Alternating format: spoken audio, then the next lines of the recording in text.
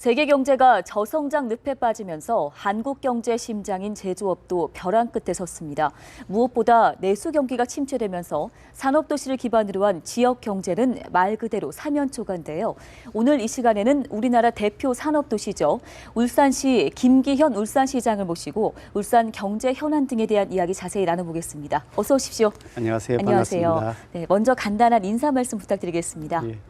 우리 시청자 여러분 반갑습니다. 작년 한 해 참 많이 어려우셨죠. 우리 울산도 참 어려웠습니다. 그렇지만 50년간 산업도시로서 울산이 대한민국을 이끌어왔던 그 자존심을 가지고 이 위기를 기회로 반전시키기 위해 열심히 뛰고 있습니다. 시민 여러분들께서도 힘내시고요. 우리 울산도 많이 응원해 주십시오. 네.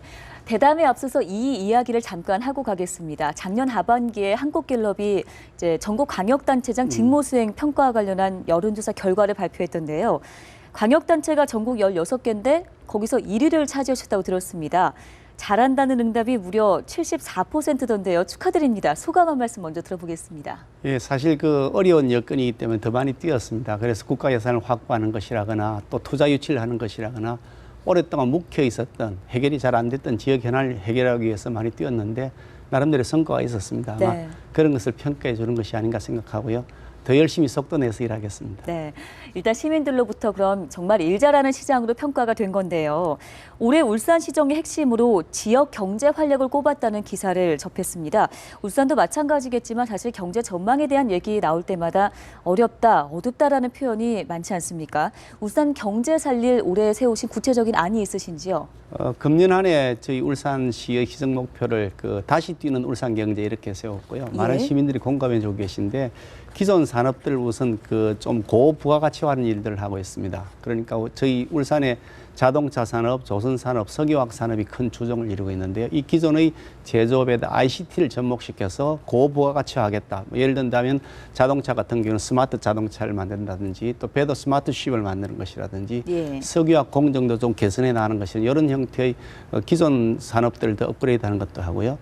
또 그것만 해서는 곤란하니까 신성장 동력 산업들을 저희들이 만들어 나갑니다. 지금 한참 하고 있는 게 동부 오일 허브 사업인데 이제 기름의 모든 거래가 여기 울산에서 이루어지게 동부가 지역에서 하겠다는 것이죠. 그런 것이라든지 또 3D 프린팅 산업, 수소 산업, 게놈 산업 이와 같은 형태의 새로운 산업에 저희들이 진출하기 위한 노력들을 금년부터 계속 가속화 나가고요. 또 거기에 더해서 첨단 지식 산업 도시를 해나가겠다. R&D 역량을 강화하겠다는 것입니다. 그래서 바이오화학 실용화 센터나 그린카 기술센터나 융복합 기술 지원 센터 같은 걸 금년에 개원하게 되는데요. 여기에 인력들이나 장비들을 많이 충원해서 새로운 분야로 나갈 수 있는 R&D 역량을 축적하려 하고요. 또 마지막으로 서비스 산업들이 일자리를 많이 만들어내기 때문에 관광이나 유통 같은 산업에도 진출하기 위한 구체적 계획들을 세워서 금년에 하나하나 차근차근 진행해 나갈 겁니다. 네. 위기 극복에 대한 의지가 강하신데요. 지역 경제가 어려워지면서 지역 복지 또한 어려워지는 것 아닌가 하는 우려의 목소리가 높습니다. 특히 이제 저소득층 대상으로 이런 걱정이 더 큰 상황인데요. 혹시 복지 관련해서 세우신 계획은 있으신지요? 예, 사실 어려울 때일수록 복지는 더 강조되는데 또 그렇지만 또 살림이 그렇게 경제 어려운 만큼 지방 정부의 살림도 어렵지 않습니까? 그러다 보니까 이게 두 가지가 상충되긴 합니다만 기본적으로 우리 어려운 분들을 도와드리는 것은 절대로 제1순위로 해야 된다 그렇게 생각합니다. 우리 시의 경우에도 이 복지 예산이 금년 일반 예산 기준으로 해서 한 30% 정도, 29% 정도 되거든요. 약 한 9천억 정도가 되는데요. 굉장히 많은 비중을 차지합니다만은 이 맞춤형 복지를 해서 저소득층, 좀 어려운 층을 확실하게 찾아내어서 그분들에 대해서는 100% 확실하게 지원해드리자. 이런 형태의 맞춤형 복지를 계속해 나갈 것이고요. 어른들 또 노인분들 일자리도 새로 만들어야 되니까 그런 걸 하기 위해서 시니어 클럽을 확충하는 것이라든지 내일 설계센터를 통해서 이렇게 재교육이나 직업교육을 시켜나가는 것 이런 것들도 하고요. 또 장애인 콜택시 같은 걸 좀 더 많이 확충해 나가는 것. 어린이 육아 환경들이 좋지 않아서 우리 시에서 만든 육아 종합 지원센터 같은 것을 이제 금년에 완공을 하게 됩니다만 그게 만들어지게 되면 거기에 중심을 해서 육아 지원 교육 프로그램도 지원하고 또 학부모 교육도 하고 교사 교육도 하고요. 또 교사들 보육교사들 처우도 좀 더 개선해 나가고 사회복지시설 종사 처우도 개선해 나가고 하면서 복지에 대한 확충은 제1순위로 해 나갈 겁니다. 네. 울산의 고민 중에 또 하나가요. 환경 문제를 빼놓을 수 없을 것 같습니다. 산업 중심 도시로서 당연히 가지게 되는 고민일 텐데요. 환경 문제와 관련한 대책과 또 올해 주요 시책들과 관련한 얘기를 들어보겠습니다. 사실 보통 이제 울산 그러면 이게 뭐 공업도시다, 산업도시다 그러면서 굉장히 공해가 많을 것이라고 생각하시는데 절대로 그렇지 않다는 말씀을 먼저 드리고 싶습니다. 우선 그 대기 환경을 보면요. 대기 환경이 그 국내 평균치 정도, 중간 정도 수준이 됩니다. 보통 산업도시 그러면 굉장히 평균치보다 낮을 것이다 생각하시는데 절대 그렇지 않고요. 저희들이 계속 대기 환경에 대한 유지를 위해서 투자를 참 많이 하고 있습니다. 그러니까 공해 도시라는 인식은 좀 안 해주셨으면 좋겠고요. 네. 울산에 이렇게 발령을 받아오시는 분들이 2번 오신다 그럽니다. 첫 번째 오실 때는 거기 공해 도시인가 아닌가 이렇게 해서 오실 때 울었다가 떠날 때는 정말 이렇게 좋은 도시에서 떠나야 되는 거라 이렇게 2번 오신다 그러는데 예. 그렇게 대기 환경은 전국 평균 정도 수준을 유지하고 있고요. 수질 환경은 전국 최고의 수준입니다. 도시의 중심을 흐르는 태화강이라는 강이 있는데 이게 1급수를 계속 유지하고 있고요. 수질 환경에 대해서 저희들이 연간 수백억씩 계속 투자해 나가고 있습니다. 네. 그렇기 때문에 가장 환경적으로 잘 가꾸어진 도시라고 말씀드리고 싶고요.